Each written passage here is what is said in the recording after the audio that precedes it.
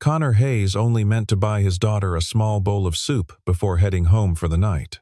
But when the server leaned across the counter and whispered that the woman in the corner booth had just discovered her wallet was gone and couldn't pay for her meal, Connor quietly slid his card forward without a word. The woman never learned his name. He didn't want her to. He just wanted his daughter to see that when you have the chance to help someone, you help. But the following morning, the moment he stepped through the company doors, the executive secretary looked directly at him and said, "The CEO wants to see you immediately." On the executive floor, could one small act of kindness from a single father quietly change his entire life forever? The city didn't offer warmth in December.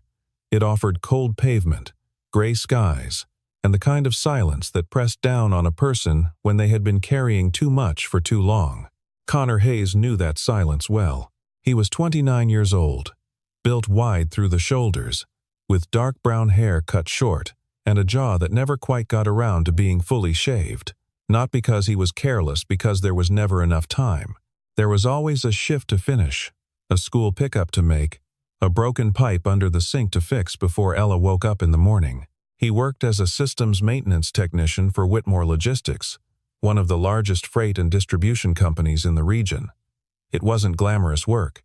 He spent most of his shifts in a narrow maintenance bay, running diagnostics on routing software and tracking hardware failures before they cascaded into something nobody could ignore. He was good at it, better than anyone gave him credit for.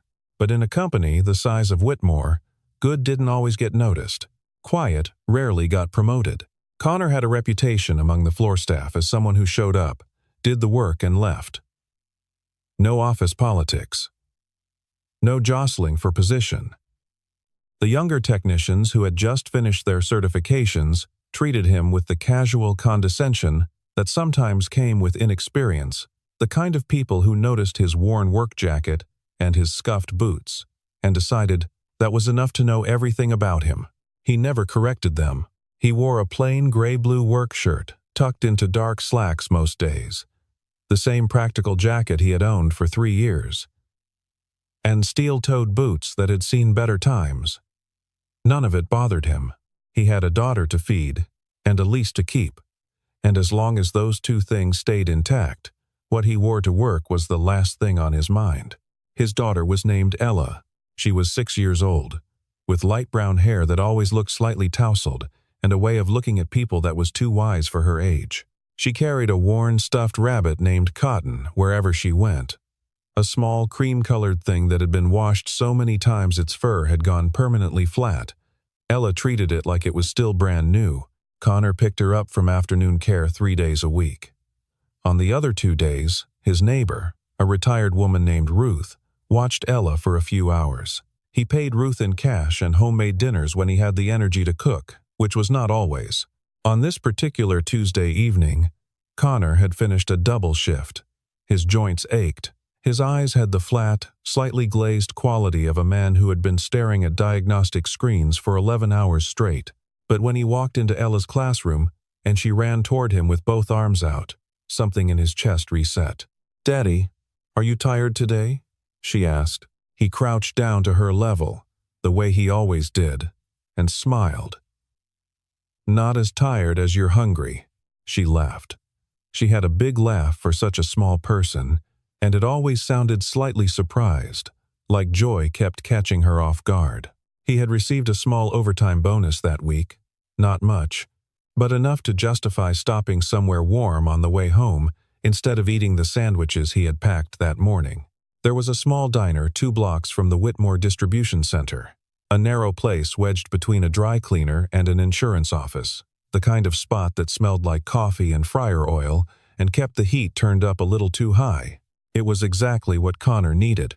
He pushed open the glass door, felt the warmth settle over them both, and helped Ella unzip her coat before steering her toward a small table near the window. Outside, the first thin layer of December snow had just begun to fall. The diner was half full, the kind of quiet Tuesday night crowd that sat over coffee and pie and didn't pay much attention to anything beyond their own tables. Connor ordered Ella a grilled cheese and a cup of tomato soup. For himself, He asked for the special, a bowl of beef stew with a side of cornbread that the menu claimed was homemade. He didn't entirely believe that, but the cornbread turned out to be real. Ella colored quietly in a small notebook she kept in her jacket pocket while they waited for the food. She narrated her drawings in a low voice, explaining each shape and figure as she went, glancing up at her father every few minutes to make sure he was still listening. He always was. It was Ella who noticed her first. "Daddy," she said softly, touching his arm. "That lady looks sad." Connor looked up without turning his head too quickly. In the far corner of the diner, a woman sat alone at a two-person booth. She was wearing a simple cream-colored knit sweater and a long beige coat that was folded over the seat beside her. Her hair was dark auburn, loosely falling around her shoulders. She wasn't crying, but there was something in the set of her shoulders, a controlled, deliberate stillness that read like someone working very hard not to fall apart in public. Connor looked away and didn't say anything. A few minutes later, the server who had taken their order passed by again, this time stopping near their table and lowering her voice. "Sorry to bother you," she said to Connor. Just that woman over there. She found out her wallet was stolen. She's been sitting there trying to figure out what to do. The meal isn't expensive, but she can't cover it." Connor looked at the check in front of him, then at the corner booth. He didn't get up and go introduce himself. He didn't look for credit. He simply took out his card, handed it back to the server, and said quietly, "Add hers to mine, and please don't tell her my name." The server hesitated. "You sure?" "Yeah," he said, and turned back to Ella's drawing. Across the diner, the server approached the corner booth and bent down to say something soft. The woman's expression shifted, a quick flicker of confusion, then something that looked uncomfortably like shame. She looked up and around the diner slowly, scanning for the face that matched the gesture. But Connor had already turned toward the window, his elbow on the table, watching the snow collect on the glass. Ella had been watching the whole thing. She leaned toward her father and whispered, not quite quietly enough, "Daddy always helps people." The woman in the corner heard it. Connor saw the slight tilt of her head, the way she went perfectly still for just a moment. But he didn't acknowledge it, and she didn't approach him. They finished their meal. Connor helped Ella into her coat, tucked Cotton the rabbit under her arm, and zipped her up all the way to the chin the way she liked. When they stepped outside into the cold, Connor didn't look back. But the woman in the corner booth turned toward the window and watched them go, the broad-shouldered man in the worn jacket and the small girl with the battered stuffed rabbit, walking together through the falling snow until the streetlight swallowed them up. She sat there for a long moment after they disappeared. Then she picked up her phone and made a call. Connor arrived at the Whitmore Distribution Center at 6:58 the following morning, 2 minutes ahead of his usual shift start time. He hung his jacket on the hook inside the maintenance bay, powered up his workstation, and began logging through the overnight diagnostics the same way he did every morning, methodically, without urgency. The building was already alive with the particular energy that preceded something important. Word had spread the night before that the CEO was conducting a surprise internal review of operations, one of those visits where leadership came down from the top floor unannounced, watching for inefficiencies, observing team dynamics, taking notes nobody else could see. Most of the floor staff responded with mild theater. People straightened their workstations and tucked cables away, and tried to look busier than they were. Some of the younger technicians had pressed their shirts. A cluster of them near the coffee station were already speculating loudly about what the CEO even looked like. Most had only ever seen her name on memos and the company website.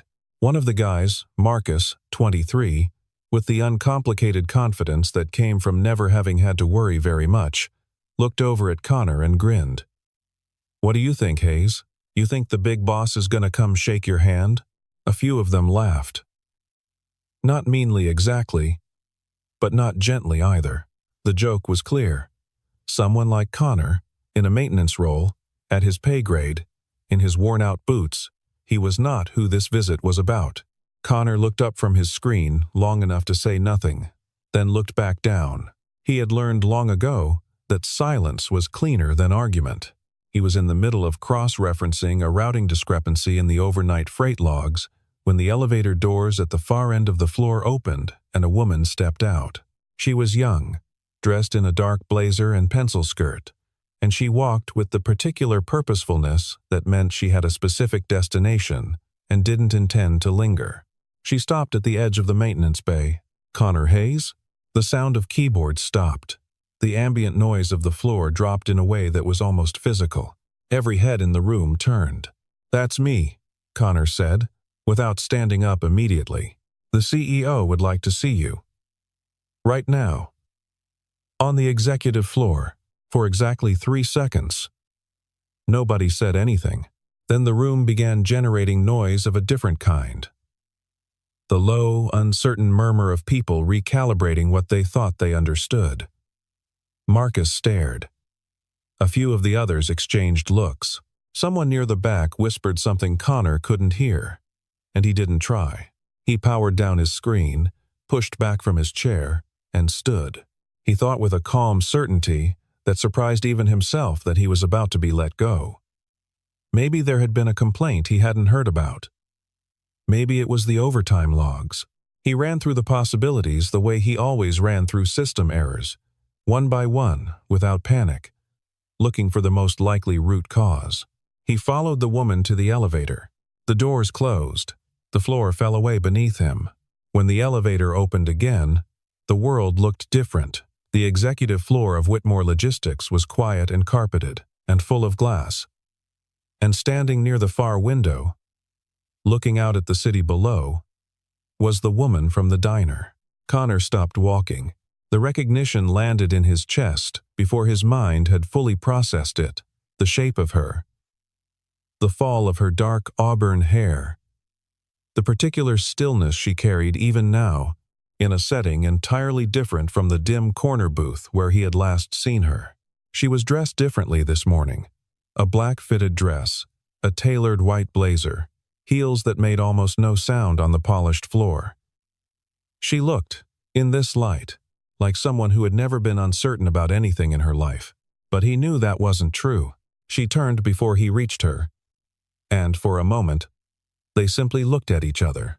"You were at the diner last night," she said. It wasn't a question. Connor nodded once. "Yeah, you paid for my meal. It wasn't a big deal," he said. She tilted her head slightly. "You asked the server not to tell me your name. I didn't need you to know it." Grace Whitmore held his gaze for a moment longer than most people held his gaze. She had the kind of eyes that seemed to be doing two things at once, taking in exactly what was in front of her, while also evaluating something just behind it. "Sit down," she said. It wasn't sharp or commanding, just direct. He sat. She stood near the window, hands loosely at her sides. "I want to explain something to you," she said, "because you deserve to know what actually happened." She paused, choosing her words with the care of someone who rarely explained herself and wasn't entirely comfortable doing it now. "I've been conducting internal site reviews for the last 3 weeks, walking the facilities, talking to people without identifying myself, watching how the operations actually function, not how they're staged to look when leadership is announced in advance." Connor listened without interrupting. "Last night I had my personal bag, no company card, just my personal wallet and my phone. Someone lifted it at the transit stop 2 blocks from the diner." A small, dry pause. "I didn't want to make calls to the company. I didn't want anyone to know where I was or who I was with. So I sat there." She looked at the window briefly, "and no one helped me." She said it simply, not with self-pity. "Just as a fact, no one except you," she added. Connor stayed quiet for a beat. Then he said, "You weren't eating. You'd barely touched the soup." She looked at him. "A cold night like that, you need to eat," he said. And then, because it seemed like the next natural question, "Did you eat breakfast this morning?" Something shifted in her expression, a very small thing, barely visible, like a door moved slightly on its hinge. She blinked once. "I had coffee," she said. Connor nodded. He didn't push it further. He wasn't trying to score a point. He was just checking the same way he checked on Ella, the same way he ran through a diagnostic, not because he expected a problem, but because not checking was how problems became emergencies. Grace Whitmore was 28 years old, and the chief executive of a company that employed over 800 people across 3 states, and in this moment, she was looking at a maintenance technician in an old work jacket who had just asked her, with complete sincerity, whether she had eaten breakfast, and she could not entirely account for the sensation it produced. "Why did you do it?" she asked. "Last night." "You didn't know who I was?" "No," Connor agreed. "I didn't. So why?" He thought about it for a second. Not because the answer was complicated. Because he wanted to give her the real one. "My daughter was with me," he said. "I wanted her to see what you do when you can help someone." Grace said nothing for a long moment. "I'm going to look into your file," she said finally. It wasn't a threat. It was something else entirely. Connor stood. "Okay," he said, and then, because it seemed appropriate, "Thank you for telling me." He walked back to the elevator. And Grace Whitmore watched him go. And felt, for the first time in a very long while, that she had no idea what was going to happen next. Grace Whitmore had not built Whitmore Logistics by relying on instinct alone. She relied on data. She relied on pattern recognition and documented performance, and the kind of information that didn't lie because it couldn't numbers, timestamps, audit trails, system logs. So when she returned to her office after Connor Hayes took the elevator back down to his floor, the first thing she did was open his personnel file. What she found didn't match what she had expected to find. Connor Hayes had a degree in systems engineering from a state university, not a prestigious school, but a real one, with real coursework. He had been hired into Whitmore Logistics as a senior systems coordinator 6 years ago, with a starting salary that reflected his qualifications. For the first 2 years of his employment, his performance reviews had been exceptional. Not good. Exceptional. His supervisor at the time had written, in the notes column, "Analytical capacity, above pay grade. Should be considered for systems architecture role when headcount allows." Then the reviews stopped being exceptional. Not because his work had changed, because his life had. 3 years ago, Connor's wife had died. Ovarian cancer, diagnosed late, progressed fast. He had taken a leave of absence during her illness, used every available day, and returned to work 14 days after the funeral. His pay grade had already been reclassified during his absence, a paperwork adjustment, the file noted, due to restructuring. The notation did not explain why the reclassification had moved him down 2 levels rather than 1. Grace read that line twice. She pulled the records from the relevant period and found the name she was looking for. Martin Greeley, former operations manager, now retired. In an internal routing memo from 3 years prior, his notes on Connor's status were brief. Employee has minor child. Reliability for advancement track uncertain.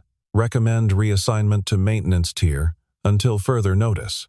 Grace set down the file. She sat with the information for a moment, feeling the specific weight of it. This was not a new story.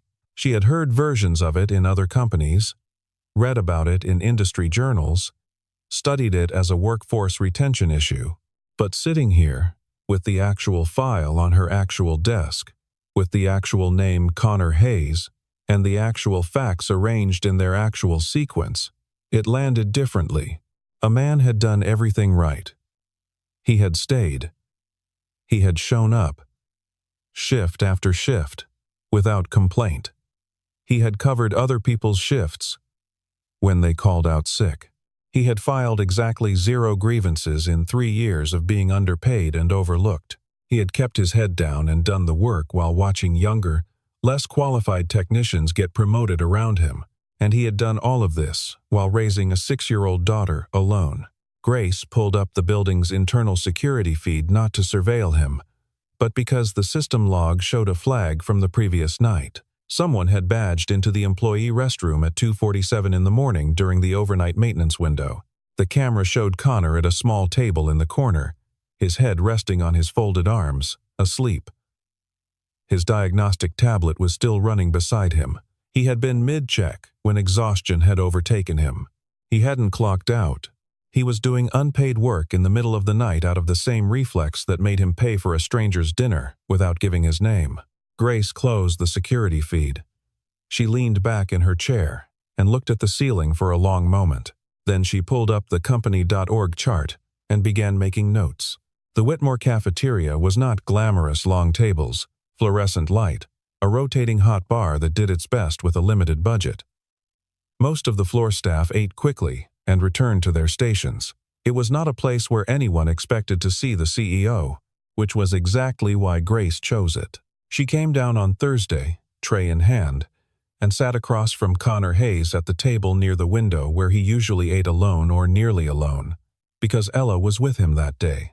The girl was perched in the chair beside her father, working through a grilled cheese Connor had brought from home in foil, chatting to Cotton the rabbit in a low, serious voice, as if the rabbit had opinions that needed to be heard. The effect of Grace's arrival on the cafeteria was immediate and visible. Conversations dropped. Heads turned. A small cluster of technicians near the vending machines went completely still. Connor looked up when Grace sat down. He didn't look alarmed.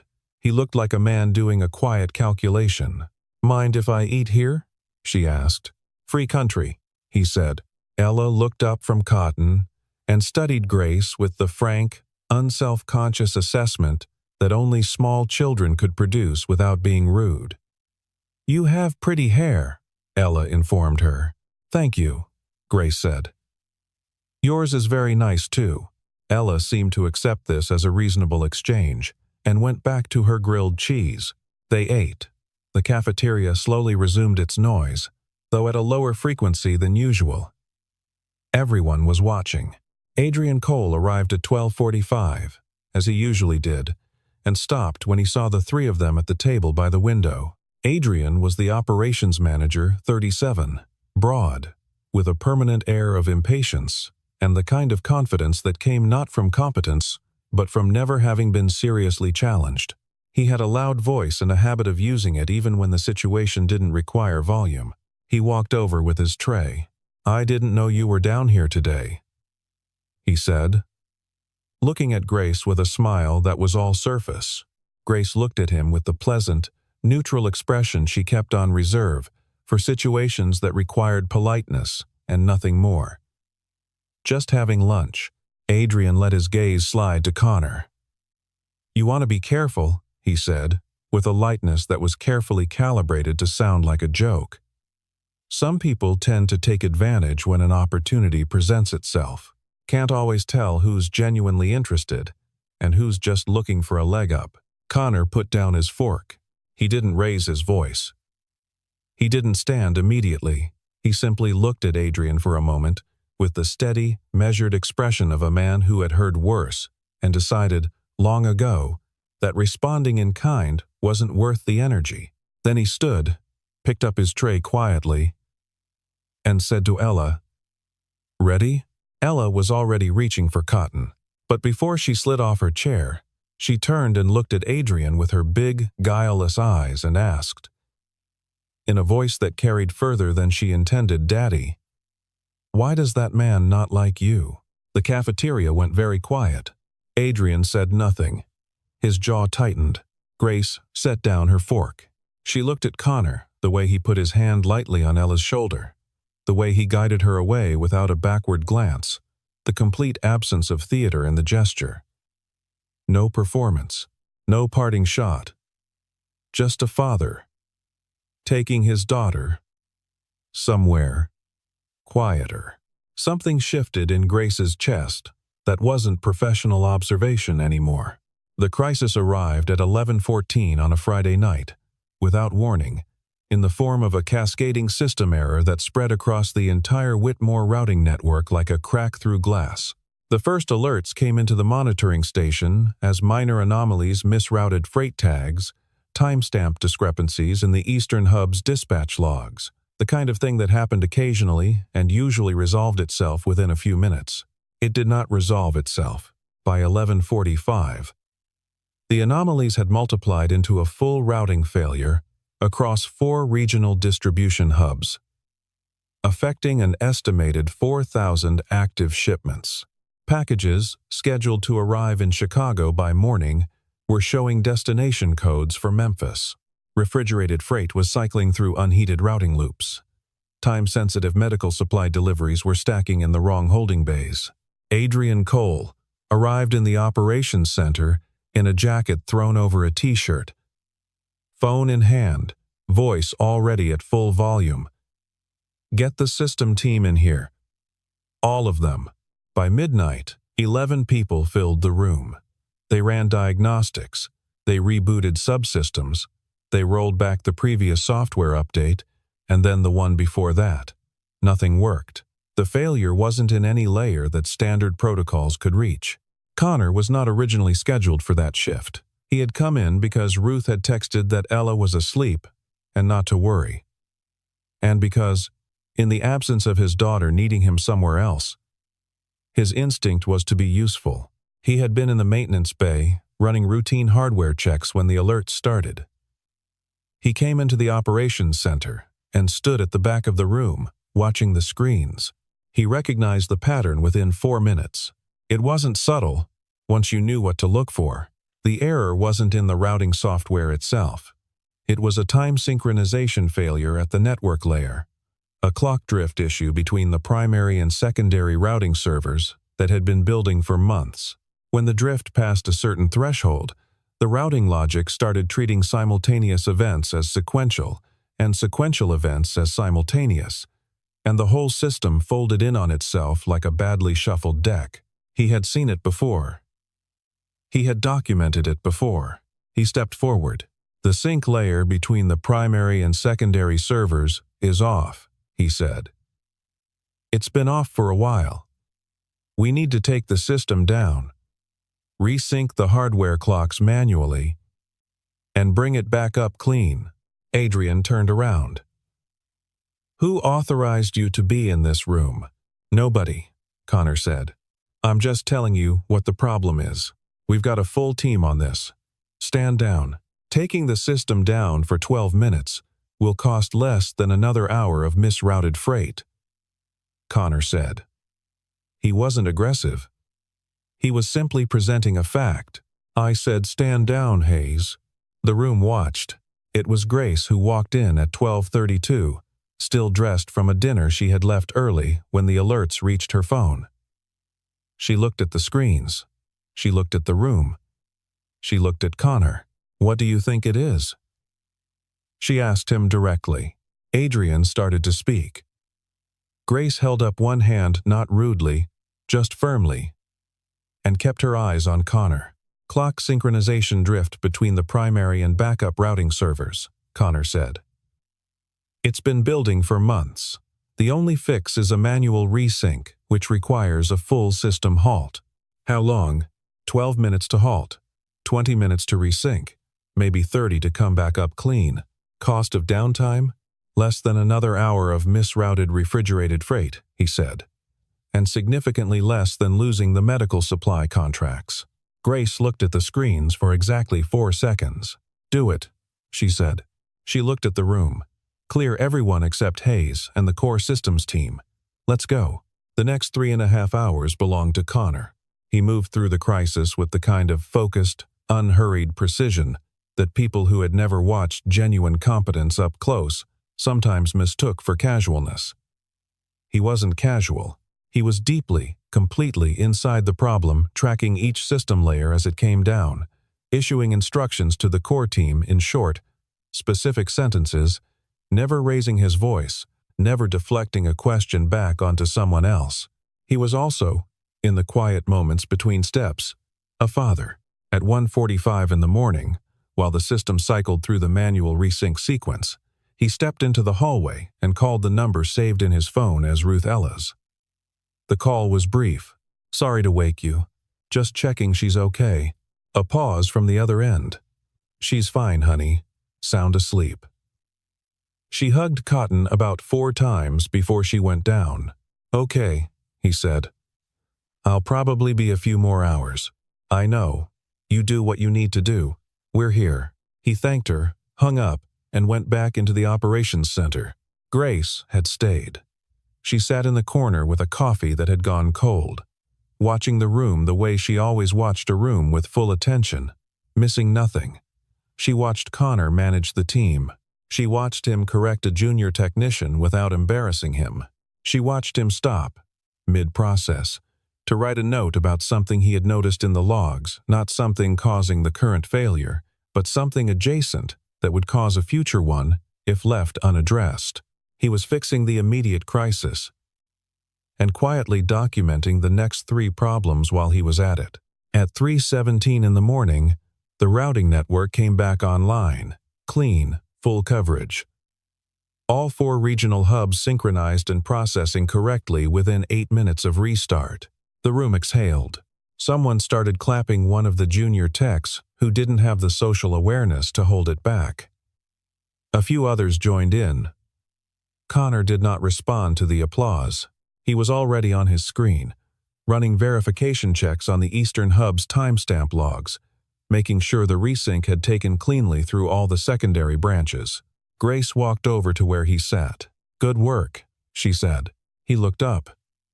"There's a note in the system log," he said, "about the clock drift starting. It's from 7 months ago. Someone flagged it." "You flagged it?" "Yeah. In the routine report. October 14th. Grace picked up his tablet and looked at the entry. It was there, clearly dated, clearly worded. Warning time.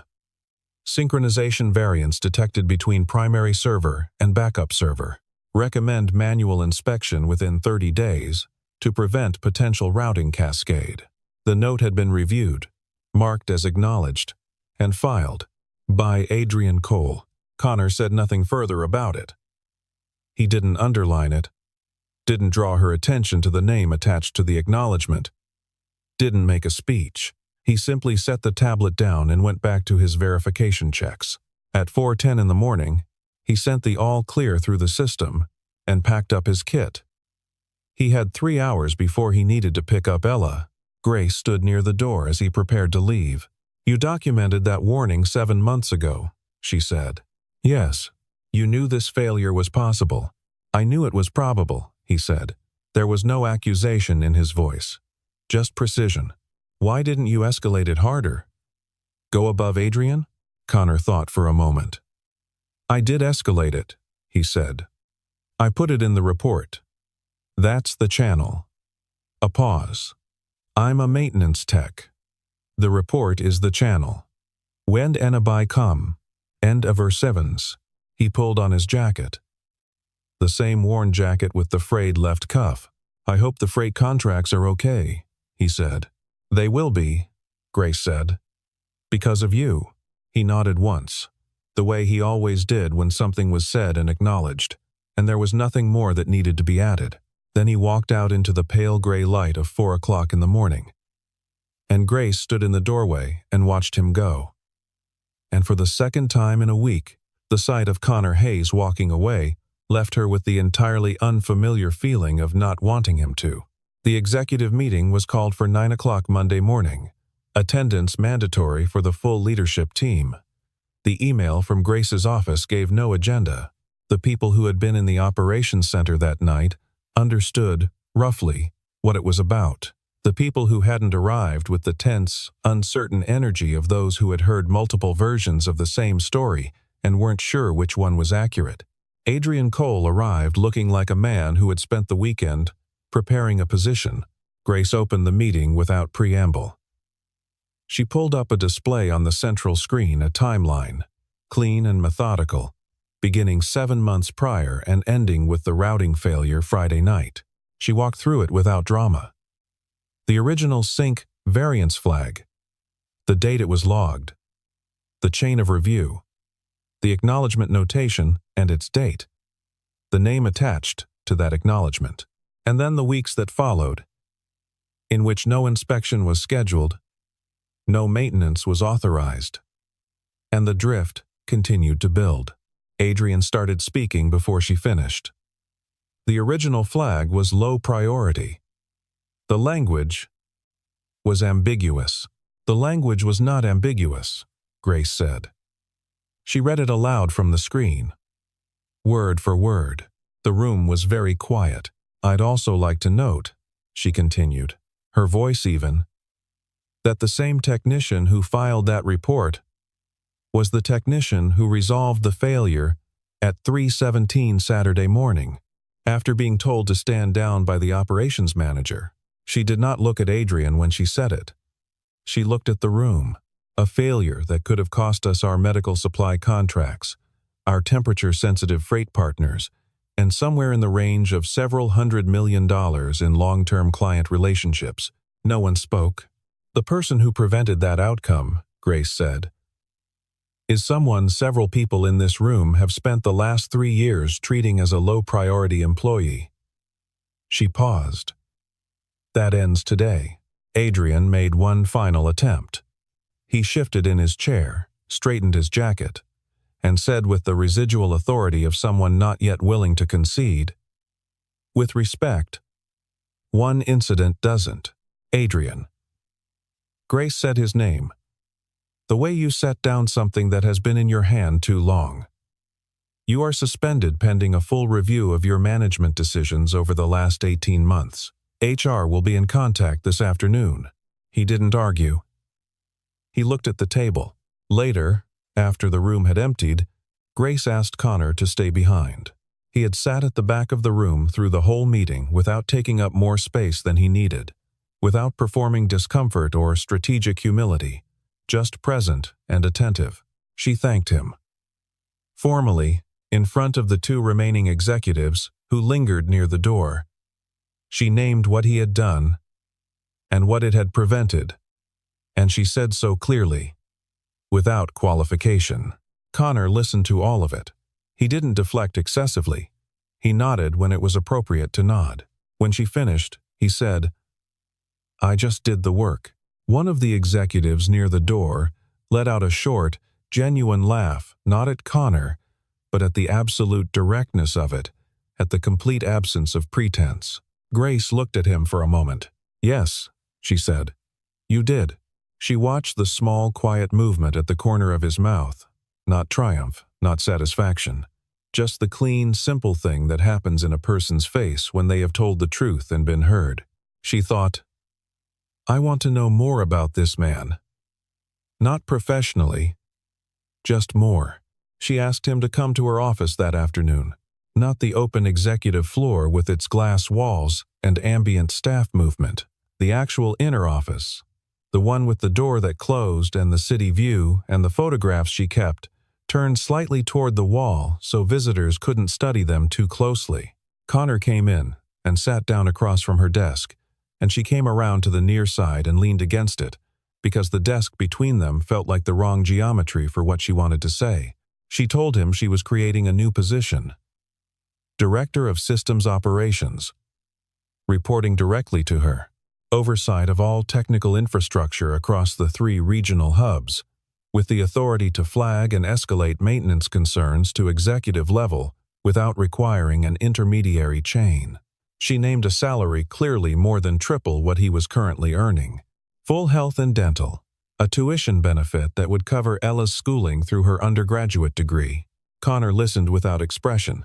When she finished, the silence was long enough that a lesser person might have filled it with more selling points.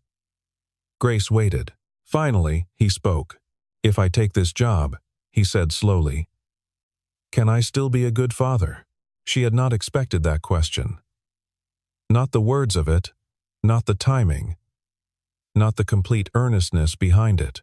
She had had people negotiate her offers before she had had people counter for equity, for title seniority, for corner offices, for relocation packages. She had never had someone sit across from her and ask whether they would still be able to be a good parent. "That depends on what you need," she said carefully. "I need to pick Ella up from school on Tuesdays and Thursdays," he said. "I need to be home for dinner most nights. I need to be the person she calls when she's scared." He paused. "The work I can manage. I've been doing that for 3 years, without the right tools or the right authority. Give me the tools and I'll deliver. but I can't give her up to give you that. Grace nodded slowly. We can structure the role around your schedule, she said. That's not a concession. That's what it should have looked like for the last 3 years. He looked at her for a long moment. You really believe that? I do now, she said, and it cost her something to say it honestly. They were both quiet for a moment. Can I ask you something? He said. Yes. What made you do it? The incognito visits. Walking the floors like a regular person. He tilted his head slightly. Most people in your position don't. Grace glanced at the photographs she kept turned toward the wall. I grew up in a house where money was never the problem, she said. But the people who were supposed to love me were always somewhere else. Meetings, trips, events that seemed to matter more than dinner. She paused. I built this company because I wanted to prove I could. And then one day, I realized I had no idea what was actually happening inside it. She looked at Connor. So I went to look. And got your wallet stolen, he said, without any meanness. She laughed, a real one, short and slightly surprised. And got my wallet stolen. He smiled. A small, genuine thing. Money doesn't make children feel safe, he said quietly. People do. Grace looked at him for a long moment. I'm going to take the job, he said. If the schedule works, it will work, she said. He stood and extended his hand, and she shook it, a firm, real handshake, the kind that means something. At the door, he paused. You should eat more than coffee in the mornings, he said. Grace Whitmore, CEO of Whitmore Logistics, smiled, a real one, slow and unguarded. The kind she almost never gave in this building. Noted, she said. 1 week later, on a Tuesday evening, Connor and Ella returned to the diner. It was the same time of night, the same cold outside, and something in the pale December sky promised more snow before morning. Ella had cotton tucked under her arm and wore her yellow cardigan under her coat, and was already talking about grilled cheese before they reached the door. Connor pulled the door open and felt the warmth settle over them. Grace was already there. She was sitting in the same corner booth where he had first seen her, not behind a desk, not on an executive floor, just a booth in a diner, in a simple gray sweater with her hair loose around her shoulders, and her hands wrapped around a cup of coffee that was probably still hot this time. Ella saw her before Connor could say anything. It's the pretty lady from the office, Ella announced, and before Connor could respond, she had already walked ahead and was climbing up into the seat across from Grace, as though the invitation were obvious and had already been extended. Grace looked up at Connor with an expression that was uncertain in a way that suited her far better than her professional certainty did. I hope this is okay, she said. Connor slid into the booth beside Ella. It's okay, he said. They ordered. Ella got her grilled cheese. Connor got the beef stew again, and Grace ordered the chicken pot pie, which she said she hadn't eaten since she was approximately Ella's age. Ella found this implausible, and said so with great conviction. And Grace explained, with complete seriousness, that being a CEO involved a remarkable number of dinners where there was no chicken pot pie. Ella nodded, as though this explained a great deal about adults in general. The conversation that followed was almost entirely ordinary. They didn't talk about the system failure. They didn't talk about the new role, or Adrian Cole, or any of the machinery of the week that had just passed. Ella described at length the specific personality of Cotton the rabbit, including Cotton's dietary preferences and documented fear of car washes. Grace asked questions with genuine interest, and Ella rewarded her with increasingly elaborate detail about Cotton's interior life and emotional range. Connor watched them. He ate his stew. He was quiet in the way he was always quiet, not because he had nothing to say, but because some moments were better listened to than spoken over. At some point, in a lull while Ella was coloring on the paper placemat the server had brought her, Grace turned to Connor and asked the question quietly, as though she had been holding it for a while. Why did you help me that night? You really didn't know who I was. It wasn't going to benefit you in any way. He looked at the table for a moment, then at Ella, who was pressing her crayon very deliberately into the corner of a drawing that appeared to involve a rabbit in a spaceship. "Because I want her to grow up in a world where good people still do good things," he said. "Not because they'll be rewarded for it. Not because anyone is watching. Just because it's what you do." He looked up at Grace. "My wife used to say that kindness is the only thing that doesn't lose value over time. The more you spend it, the more there is." Grace looked at him for a long moment. Her jaw shifted slightly, that small, involuntary movement of someone pressing back against an emotion that has risen faster than expected. "She sounds like she was remarkable," Grace said. "She was," Connor said simply. They sat with that for a moment, the three of them, in the warm and noisy and ordinary diner, with its too bright lighting and its reliable coffee, and the small girl drawing a rabbit piloting a spaceship, while humming to herself at a volume she probably thought was inaudible. Then Ella looked up. "Is Miss Grace going to eat with us every time now?" Connor looked at Grace. Grace looked at Connor. "Maybe sometimes," Grace said. Ella appeared to consider this with the decisive gravity of a 6-year-old who had made up her mind. "Good," she said. "Cotton likes you." Connor smiled. A real one, the kind that settled into his whole face and stayed there, unhurried, without qualification. It was the smile of a man who had spent 3 years bracing against the weight of things, and was only now, slowly, beginning to believe that the weight might ease. Outside the window, snow had begun to fall light and steady, the same soft curtain as the night they had first been in the same room, without knowing what the other one was. But when Connor zipped Ella's coat at the end of the meal and stepped out into the cold, he did not step out alone. Grace walked beside them into the pale white dark of the December street, her shoulder almost touching his, the three of them moving together under the streetlights, while the snow came down and the city held its quiet breath around them.